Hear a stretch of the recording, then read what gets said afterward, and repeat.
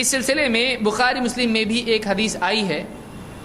عبداللہ ابن عمر بعض علماء نے اس کی سند میں انقطاع کی وجہ سے ضعف کہا ہے، لیکن یہ دوسری حدیثوں کی وجہ سے یہ حسن درجے کی ہوتی ہے. مان لیجئے اگر یہ حدیث معتبر نہیں بھی ہے تب بھی ایک دوسری روایت ہے جو اس حدیث کی تائید کرتی ہے جو بخاری مسلم میں ہے. عبداللہ ابن عمر رضی اللہ تعالیٰ عنہ فرماتے ہیں ان عمر ابن الخطاب رأى حلة سیراء عند باب المسجد. عمر ابن خطاب رضی اللہ تعالیٰ عنہ نے ایک ریشمی لباس دیکھا جو مسجد کے دروازے پر بک رہا تھا. مسجد سے باہر نکال کے دیکھا جائے تو ایک بار تاجر تھا جو لباس کپڑے بیچ رہا تھا، اور ان کی نگاہ کس لباس پر پڑی؟ ایک جبے پہ، ایک ڈریس پہ جو کیسا تھا؟ ریشم کا تھا. فقال یا رسول اللہ لو اشتریت هذه. تو تم نے کیا کہا؟ اے اللہ کے رسول کاش کہ آپ یہ خرید لیتے ہیں. کیوں؟ فلبستها يوم الجمعة وللوفد اذا قدموا عليك.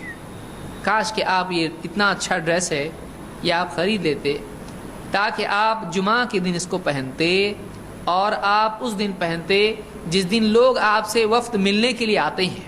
باہر سے لوگ آتے ہیں ملنے کے لیے، اچھا لباس پہننا چاہیے. تو کون سے دو اوکیجنز ہیں جہاں پر پہننے کے لیے کہہ رہے ہیں؟ جمعہ کے لیے، اور جب کوئی وفد آتا ہے، کوئی دور کے علاقے کے لوگ دین کی بنیاد پر آپ سے ملنے کے لیے آتے ہیں تو آپ اس دن پہنتے اس کو، اچھے کپڑوں میں ملتے ان سے. اللہ کے رسول صلی اللہ علیہ وسلم نے فرمایا انما یلبس هذه من لا خلاق له فی الآخرہ.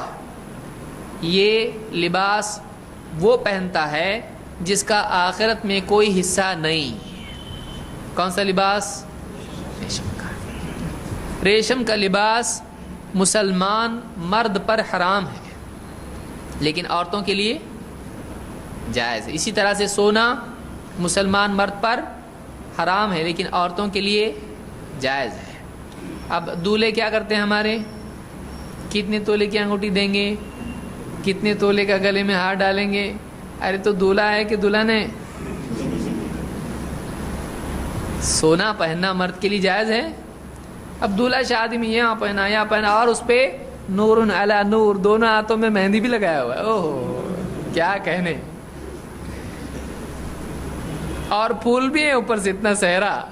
کیا کر رہا کیا تو دولہا ہے؟ اچھا دولہا ہے. بعض اوقات تو ایسا ہوتا ہے کہ دونوں کو بازو میں بٹھا دیں گے اتنے صحرے میں، لت ایک دم پورے پنجرے میں، کہ دولہا کون ہے دلہن کون ہے وہ بھی سمجھ میں نہیں آئے گا.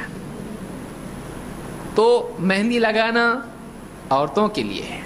بعضوں کو پھر خضاب کرنا، خضاب الگ ہے، ہاتھ ہے، یہ ہاتھ پاؤں میں مہندی لگانا مرد کے لیے بطور زینت صحیح نہیں ہے.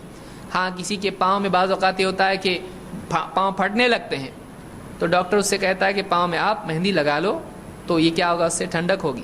اگر کوئی دوسرا ذریعہ ٹھنڈک کا ہے ایسا تو مہندی نہیں لگانا چاہیے، اور اگر بہت تکلیف اس کو ہے اور اس کے سوا کوئی اور راستہ نہیں تو لگا سکتا ہے. لیکن اگر دوسری چیز موجود ہے تو وہ لگانا چاہیے. تو ہاتھوں میں مہندی لگانا اور اسی طرح سے سونے کے زیورات پہننا اور یہ سب سہرے وغیرہ پہننا، اس طرح کی چیزیں یہ مردوں کے کام نہیں ہے، یہ مردوں کے کام نہیں ہے، آدمی کو نہیں کرنا چاہیے. تو آپ نے ریشم کا بھی جو لباس ہے یہ بھی مردوں کے لیے نہیں ہے، یہ عورتوں کے لیے ہے.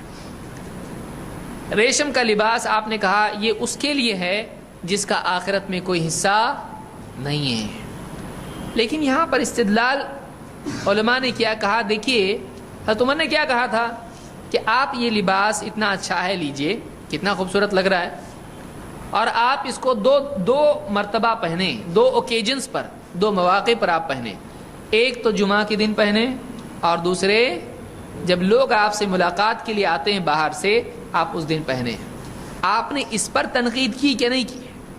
اللہ کے رسول صلی اللہ علیہ وسلم نے تنقید کی تو کس پر کی؟ ریشم کے لباس پر. آپ نے کہا ریشم کا لباس اس کے لیے ہے جس کا آخرت میں کوئی حصہ نہیں، یعنی آخرت میں وہ ناکام ہوگا اگر دنیا میں پہنے گا. لیکن آپ نے نہیں کہا اور عمر یہ کیا نیا نکالے تم نے، جمعہ کے دن نیا لباس پہننا ایسا ہے کیا؟ اچھا لباس پہننا جمعہ کے دن ایسا کچھ بھی نہیں ہے. تو آپ نے اس پر تنقید نہیں کی، اس رائے کو غلط نہیں بتایا، جس سے معلوم یہ ہوا کہ جمعہ کے دن بہترین لباس پہننا بری بات نہیں ہے، بلکہ وہ مشورہ آپ نے رد نہیں کیا، جس کو رد نہیں کیا وہ غلط نہیں ہے۔ سمجھ میں آئی بات؟ تو جمعہ کے دن آدمی اچھا لباس پہنے، اور جمعہ کے دن آدمی یعنی عطر لگائے، اور جو بھی زینت شرعی زینت ہے اس کو اختیار کرے۔ یہ بخاری مسلم کی حدیث ہے۔